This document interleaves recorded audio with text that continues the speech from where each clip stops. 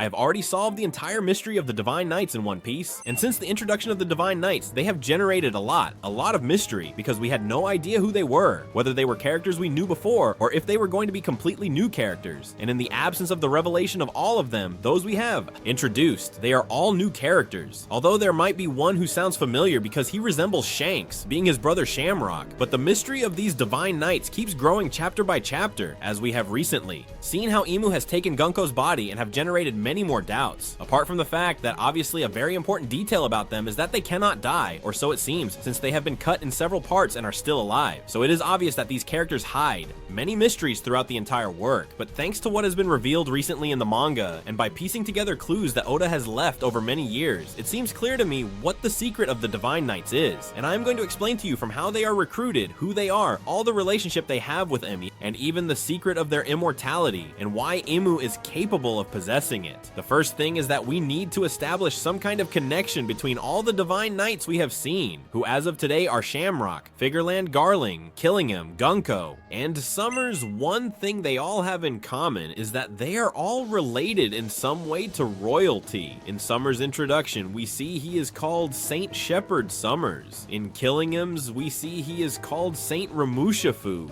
Killingham. Then, on the other hand, we have Figureland Garling and Figureland Shamrock, who are not presented as saints, but belong to the Figureland family, which seems to be one of the 20 founding families that are implied to have some sort of celestial rank. And in the case of Gunko, it is true that it is not confirmed in the manga, but it strongly suggests that he belongs to a royal family. And this is basically because when we see Brook, who is talking to her in the flashback, that he has Gunko, we see that she uses a word in Japanese that refers to something like royalty. Therefore, it is understood that Gunko could be something like a princess. And if we add that Brook in the past was the knight of a kingdom, then it can be understood that this kingdom was the one to which she belonged, Gunko. So, from here, we already have a connection established between all the Divine Knights that will lead us to solve the mystery. Considering that they all seem to come from a royal family, it is clear that these Divine Knights are not random, that they are recruited in some way that is selective, choosing them by the family they belong to, not picking a poor villager from a random place, but what they are doing is choosing people only from royalty to occupy that function of the Divine Knights, which we know is the most important place in the world government, perhaps even above the Gorosei. So from here, we are going to solve the mysteries they all have. The first thing is that these people seem to be a kind of strange entities, as they are capable of appearing by summoning circles, and this is something we have only seen them and the Gorosei use, which by the way we will use later to justify many of the things that happen with the Holy Knights. And there is an important topic you might be overlooking, and when you realize it, you will be very surprised. Another detail about the Holy Knights that blows our minds is that they seem to be something as well as immortals, meaning that they are attacked, cut, destroyed, and those people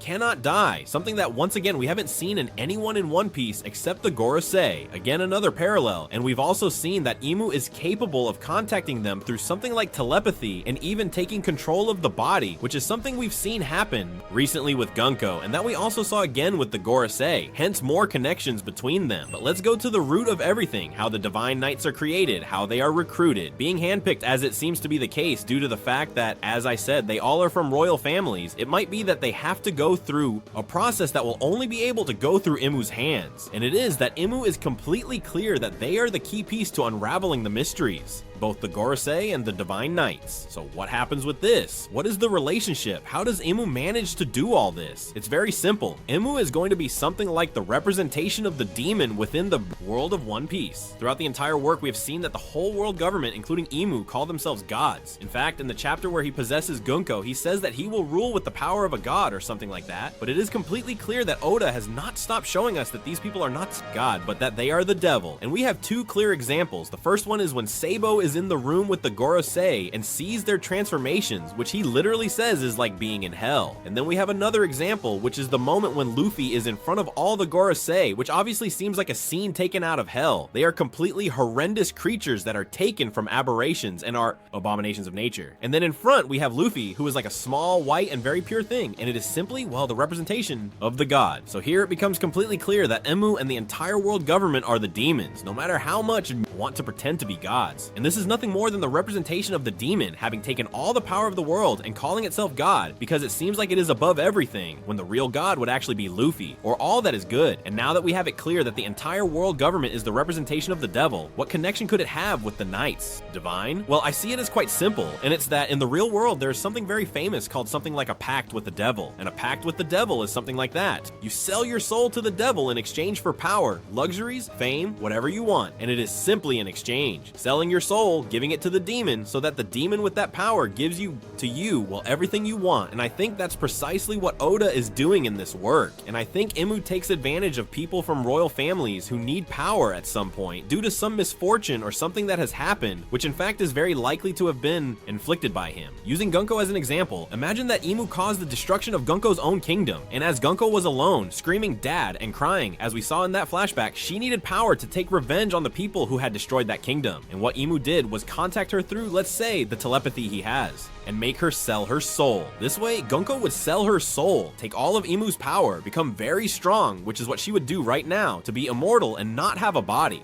physical form, but rather that Gunko's soul in a vessel that IMU would have created, and this would allow her to take revenge on the people who had destroyed her kingdom by having all the power, but belonging forever to IMU, as this would happen with each of the Divine Knights. In fact, something curious is that perhaps a small parallel can be drawn with what Doflamingo did in the Rose, who deceived the entire population into believing that King Riku, he tried to kill them all, and then Doflamingo was like the savior and ended up taking full control of the city and causing even many more problems than there were before, which would be somewhat similar to what IMU might be doing, according to my theory. And we already know the great parallels between Doflamingo and IMU, and right now on the screen you are seeing a clear example of a scene of one and the other that are practically the same, and that Oda obviously has not done just for the sake of it, which is ingrained in Oda's mind from the minute one. But what arguments can be made for this? Does it make sense? Well, I think it does. The first thing is that we have Gunko, who still has memories of his previous life and was able to take control of his body for a moment, but then IMU took that control away and placed themselves on top of it. Then we have the fact that IMU is able to contact each of the people whose souls they supposedly bought through telepathy. And if we keep in mind that all these people are souls, but they are physical bodies, but creations of IMU, it could perfectly explain the whole issue of the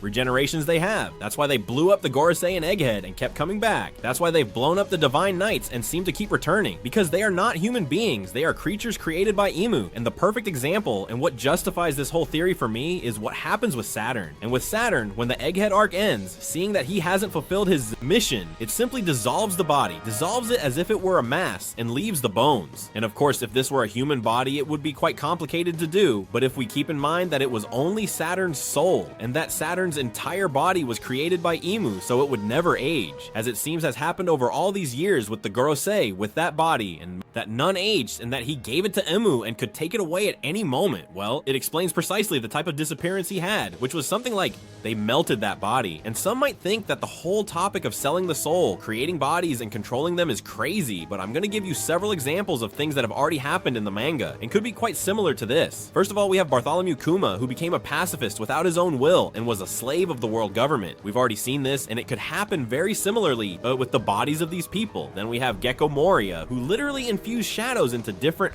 bodies, and having those souls was able to control bodies that had no life, that simply, well, he had created them in some way. And then we have Brook, who is a person that is a skeleton who survives because of his soul. That is, all of Brook's soul control is in there. And not to mention people like Big Mom, who is capable of controlling people's lifespans. I also don't think it's so crazy to think that IMU has a fruit like that, when they are examples of things we have already seen before throughout the work. And maybe something extra that could be like a small variation of the theory is that IMU takes advantage of people who have already died from royal families to take their body and resurrect it, and have control, not as I say a selling of souls, but simply taking bodies of people who have died and being able to control them this way through all of IMU's powers, which would make them very powerful. Personally, I prefer the first theory, which is the one I like the most about selling the soul to the devil, because it seems very honest piece and something very Eiichiro Oda with everything I've been seeing over the years in the manga. And it seems to me that it is a very good way for Oda to represent the Divine Knights, to show you why they have that invincibility, to give them a dramatic twist, to show you more Divine Knights who might be characters we've seen in the past, or that we know about them from a book or something we've been told, to make a bit different enemies having a justified explanation and causing you even more fear for what might have happened 800 years ago.